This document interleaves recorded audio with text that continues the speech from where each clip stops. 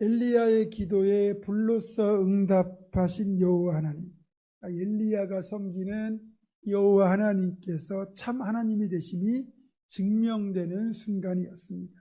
결국 이날 불로 응답하는 대결에서 패배한 바알과 아세라 무당 850명은 기손 시내로 끌려가서 모두 죽임을 당했습니다.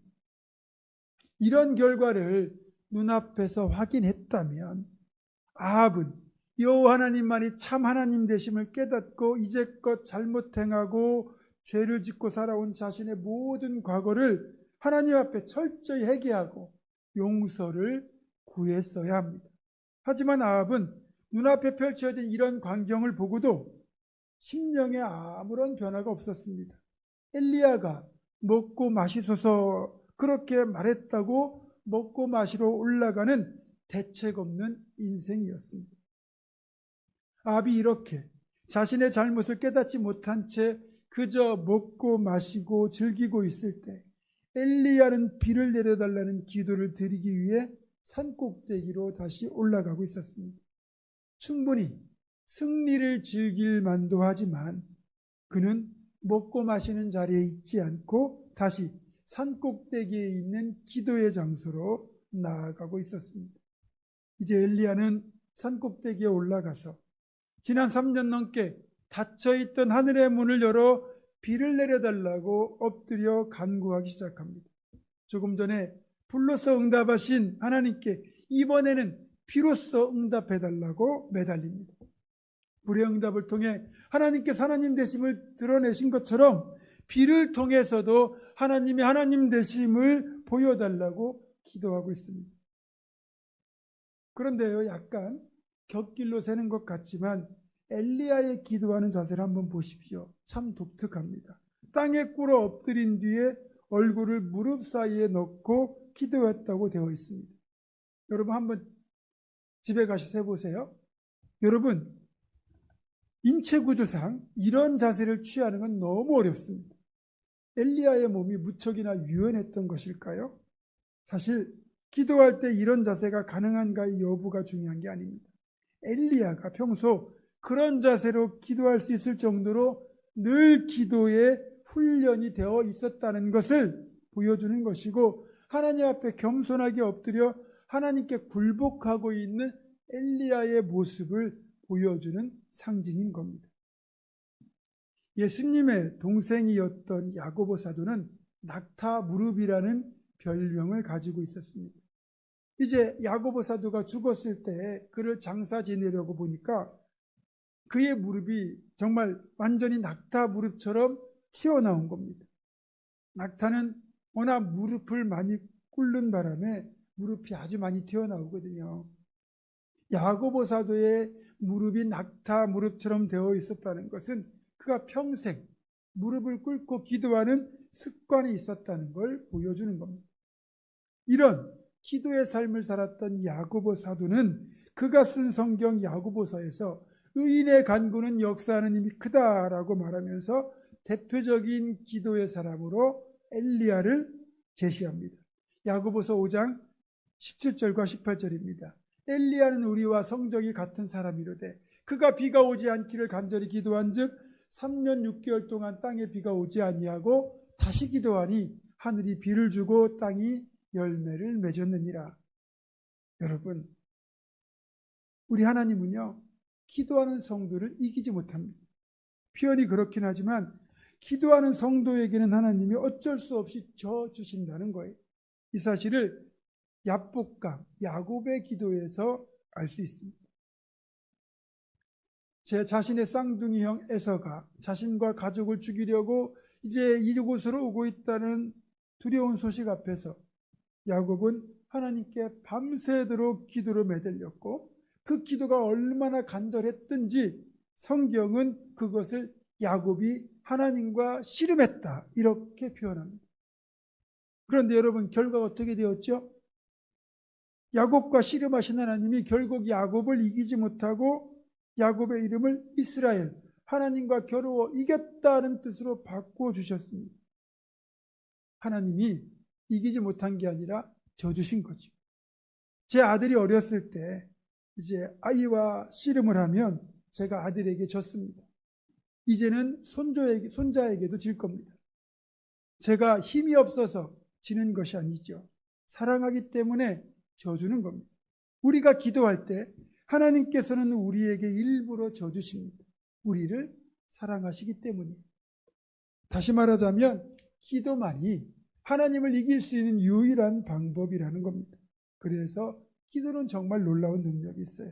여러분이 하나님의 사랑받는 자녀의 자격으로 간절하게 기도로 씨름하고 하나님께서 기쁘게 우리에게 줘주셔서 기도가 응답되는 놀라운 역사가 있기를 주님의 이름으로 축원합니다. 이 사실을 잘 알고 있던 엘리야는 또다시 기도에 매달리죠. 불과 1시간 전 믿음의 기도로 즉각적인 불의 응답을 받았지만 이제 곧 비를 내려달라는 기도를 드려야 합니다. 그런데 지난 3년 6개월 동안 비 한 방울 내리지 않았습니다. 지금도 하늘을 올려다보면 구름 한 점 없는 맑은 날씨입니다. 그러니까 비가 내린다는 것은 아예 상상조차 불가능한 막막한 상태에서 엘리야는 하나님을 향하여 비를 내려달라고 기도를 시작한 겁니다. 어쩌면 불의 응답을 구할 때보다 더 간절하게 비를 내려달라고 기도했을 겁니다. 그래서 얼굴을 무릎 사이에 넣고 정말 간절하게 또 간절하게 부르짖고 기도한 뒤에 이제는 하나님께서 응답하실 만하다라는 확신이 들었을 때 엘리야는 자신과 함께 올라온 사환에게 올라가 바다 쪽을 바라보라고 말을 하죠. 엘리야가 지금 불의 대결을 벌였던 이 갈멜산은 지중해 연안에 있습니다. 갈멜산에 올라가면 바다가 보입니다. 그리고 주로 비구름은 이 지중해 쪽 바다 쪽에서 몰려옵니다. 사환이 엘리야의 말을 듣고 바다 쪽을 바라보았지만 하늘은 구름 한 점 없이 맑고 깨끗하기만 합니다. 간절한 기도에도 아무런 변화가 없었어요. 하지만 엘리야는 포기하지 않고 다시 기도를 시작합니다. 정말 또 한 번 간절하게 기도를 드리고 다시 사환에게 바다 쪽을 보라고 말을 합니다. 하지만 역시 아무런 변화가 없습니다. 여러분, 그렇지만 모든 건 3세판이잖아요. 적어도 3번은 기도해야 응답이 있지 않겠습니까? 엘리야는 3번째 다시 간절하게 부르짖었습니다. 이제 다리에는 감각조차 없습니다. 그렇게 3번째 간절한 기도를 드린 뒤 다시 확인해 보았지만 이번에도 아무런 변화가 없었습니다. 보통은 여기서 포기하게 되어 있고 포기하는 게 맞습니다. 3번이나 간절하게 기도했는데도 아무런 응답이 없다는 건 하나님께서 거절하시는 것이 분명하기 때문입니다. 바울 사도의 경우에도 자신의 육체의 가시를 없애달라고, 그러니까 육체 질병이 있었는데 그 질병을 없애달라고 3번이나 간절하게 기도한 적이 있습니다. 그런데 하나님께서는 바울의 기도를 분명히 거절하셨습니다. 예수님 역시 겟세마네 동산에서 얼마나 간절히 기도하셨는지 마치 땀방울이 핏방울이 될 정도로 3번의 간절한 기도를 드리셨어요. 그렇지만 3번의 기도를 드린 뒤에 예수님도 포기하셨습니다. 모세도 가나안 땅에 자신도 들어가게 해달라고 하나님께 간절하게 기도했지만 하나님은 모세의 기도도 거절하셨습니다. 그 후 모세는 더 이상 그 문제로 기도하지 않았어요. 엘리야 역시 자신의 3번에 걸친 간절한 기도가 응답되지 않았다면 하나님이 거절하시는구나, 하나님의 뜻이 아니구나 라고 생각하고 짐지게 포기했어야 되는 겁니다. 그런데 엘리야는 포기하지 않았습니다. 왜 그랬을까요? 이 기도는 자신을 위한 기도가 아닙니다. 하나님을 하나님 되심으로 증명하는 것, 그리고 비가 오지 않아서 기근에 시달리는 백성들을 위한 중보의 기도였기 때문입니다. 솔직히 바울 사도의 기도는 자신의 육체의 질병을 없애달라는 기도였고 모세의 기도도 자신이 가나안 땅에 들어가달라는 기도잖아요. 예수님의 기도도 십자가를 피할 수 있게 해달라는 기도잖아요. 그러나 바울 사도도 모세도 예수님도 하나님의 뜻이 아닌 것을 알고는 3번에 걸친 간절한 기도 끝에 결국 그 기도를 내려놓았습니다. 그러나 엘리야의 기도는 피를 내달라는 이 기도는 자신을 위한 기도가 아니라 정말 가뭄으로 인해 고통받고 있는 이 땅의 백성들을 위한 중보적인 기도였고, 그래서 포기할 수가 없었고 하나님이 반드시 들어주실 것이라는 확신이 있었기에 포기하지 않았던 겁니다. 그래서 여러분, 다른 기도는 몰라도 중보 기도는 포기하지 말아야 됩니다.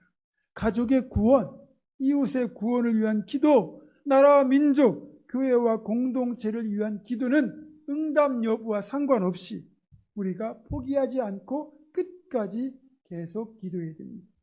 하나님이 그것을 원하시고 기뻐하시거든요. 이런 사실을 그 누구보다 잘 알고 있던 엘리야는 포기하지 않고 계속하여 피를 토하는 간절한 기도를 그 뒤에도 4번이나 더 드렸습니다. 그렇게 6번의 기도가 끝날 때까지도 아무런 기도 응답의 조짐이 보이질 않았습니다. 그래도 엘리야는 포기하지 않고 기도를 다시 드렸고, 7번째 기도가 끝난 후 엘리야는 다시 사원에게 물었습니다. 사원이 대답합니다. 선지자님, 바다에서 사람의 손만한 작은 구름이 일어나나이다. 여러분, 엘리야가 드렸던 이 7번의 기도가 결코 쉬운 기도가 아니라는 걸 알아야 됩니다.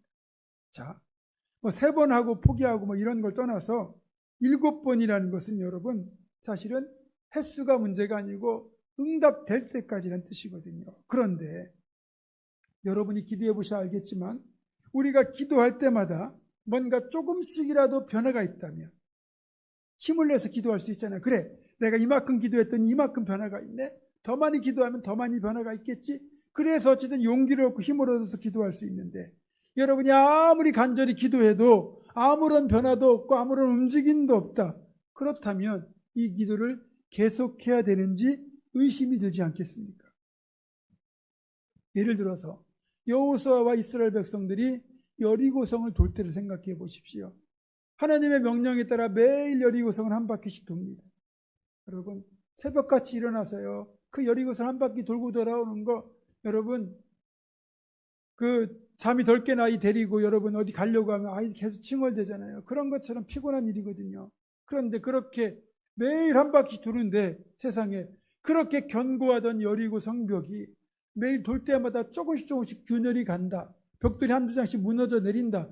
여러분, 그러면 그래도 성벽을 돌 만한 좀 힘이 나지 않겠습니까? 그런데 6번을 돌아도 성벽은 여전히 견고한 채로 그대로 서 있었습니다. 나아만의 목욕도 똑같아요. 나병을 고치겠다고 엘리사를 찾아왔습니다. 엘리사가 알려준 치료법은 요단강 물에 7번 몸을 담그라는 거예요.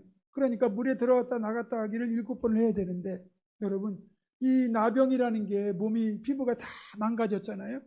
그러면 이 사람이 나아만이 요단강 물에 몸을 한 번 담그고 나오니까 조금 차도가 있고, 2번째 담그고 나오니까 좀 변화가 있고, 3번째 담그고 나니까 많이 좋아지고 이렇게 해서 6번을 담글 때는 거의 완벽해졌다. 그래서 마지막에 한 번만 더 담그면 내가 깨끗해지겠구나. 이런 변화가 있다면 여러분, 몸을 7번 담근다는 게 쉬운 겁니다.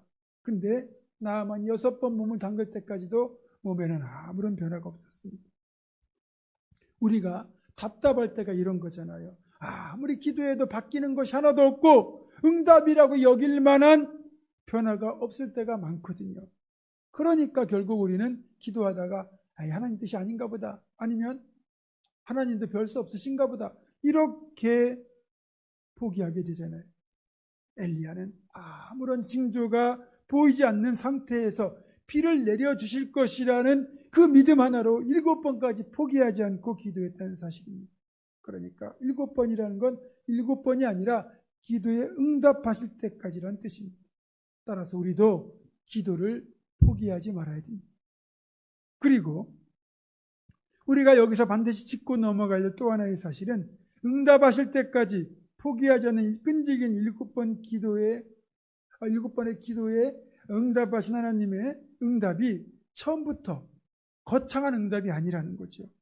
7번 기도가 완성되었는데 엘리야가 하나님의 응답이라고 확신한 것은 바다 쪽에서 일어난 손만한 아주 작은 구름이었습니다. 어떻게 보면 응답이라고 확신할 수 없습니다. 구름이라는 건 생길 수도 있잖아요. 그것도 손만한 구름이니까. 저게 셋대일 수도 있고 잘못 본 걸 수도 있잖아요.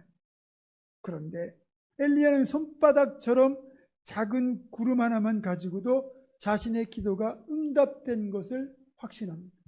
그것은 손만한 작은 구름이라 할지라도 그 속에 담긴 엄청난 큰 비를 보고 들을 수 있는 믿음의 눈과 귀가 열려 있었기 때문입니다. 그래서 우리가 하나님께 간절히 기도했을 때 손만한 구름이 나타난다면 그것을 하나님의 응답이라고 확신할 수 있는 분별력이 필요한 거예요. 손만한 작은 구름, 어쩌다 생겨난 작은 구름일 수도 있는데 그것이 응답이라고 확신할 수 있는 건 믿음의 분별력이 있을 때만 가능하거든요. 어떤 사람이 깜깜한 밤에 깊은 숲속에서 길을 잃었습니다. 설상가상으로 비마저 내리기 시작했고 손전등도 없어서 전혀 길을 찾을 수가 없었습니다. 그래서 하나님께 도와달라고 기도했습니다. 그런데 기도 응답은커녕 번개까지 치는 겁니다. 이 사람은 하나님을 원망합니다. 하나님 왜 내 기도 들어주지 않으십니까? 그런데 여러분, 하나님은 이미 이 사람의 기도에 응답을 하셨습니다. 어떻게 번개까지 치는 것이 응답일까요? 여러분, 번개가 번쩍일 때 보이지 않던 길이 보였기 때문입니다. 분별력 있는 사람이라면 번개를 두려워할 것이 아니라 번개가 번쩍이는 그 순간에 그 밝은 빛을 이용하여 잃어버렸던 길을 찾아낼 수 있기 때문입니다. 하나님은 여러분의 기도를 외면하는 분이 아니십니다. 반드시 응답하세요. 다만 그것이 응답인지를 우리가 모를 때가 많다는 거죠. 그러니까 여러분은 여러분의 기도 속에 하나님 응답하시는 그 손만한 작은 구름을 찾아내셔야 됩니다. 여러분이 지금도 드리고 있는 기도가 있겠죠. 그런데 이미 하나님은 어떤 작은 응답의 구름을 주셨을지 몰라요. 여러분이 발견하지 못한 것일 수도 있습니다. 그리고 기도 응답 우리가 너무 완벽한 모습으로 기대하니까 문제지요. 여러분 생각해 보세요. 만약에 엘리야가 기도했는데 완벽한 먹구름이요 하늘을 순식간에 뒤덮는다면 어떤 일이 벌어지겠습니까?